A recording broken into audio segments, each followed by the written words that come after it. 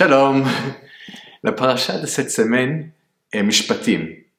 Et si on compare cette paracha avec la paracha précédente, la différence est énorme. La paracha de Yitro était un événement majestique, dramatique, avec tous les peuples qui écoutent les voix de Dieu. Ils ont reçu de la Torah, les 10 commandements. C'était passionnant et fort. Et après, notre paracha, c'est toutes les lois civiles d'une société normale. Les lois de la justice, la vie quotidienne dans cette société. 53 lois, tchac, l'un après l'autre. La question est, où est la passion qui était là la semaine dernière? Où est le drama, les émotions, les présences divines dans toutes les lois quotidiennes? Un peu comme une relation qui commence avec beaucoup de passion et les premiers jours sont excitants. Et après, la discussion est sur qui fait le vaisselle, qui sort les poubelles. Il y a un lien avec les deux, entre les deux. La passion des premiers jours, il est nécessaire pour chaque relation.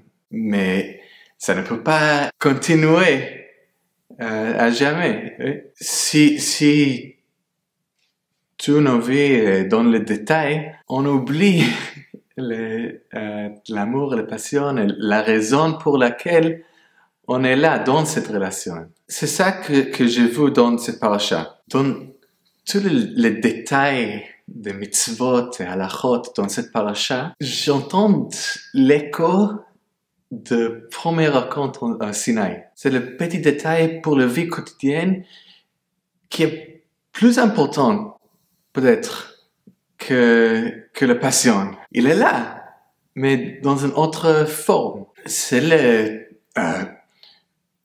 problématique peut-être de chaque chose dans notre vie. Le début est fort, mais les détails sont difficiles. Peut-être on travaille dans un projet qui était notre rêve. Peut-être on est dans une relation avec quelqu'un qui était la passion de nos vies. Et maintenant, les détails, la vie quotidienne est important pour manifester cet amour, cette passion chaque jour. Mais il faut trouver toujours la passion d'hier.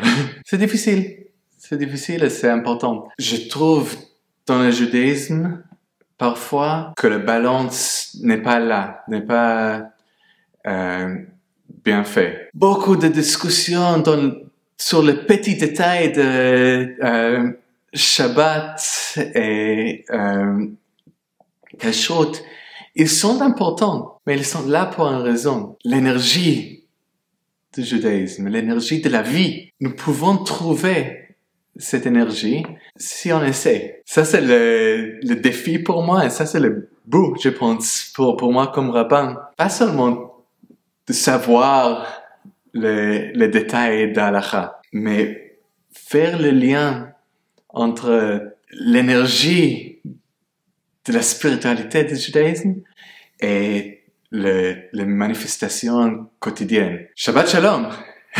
Merci Josh.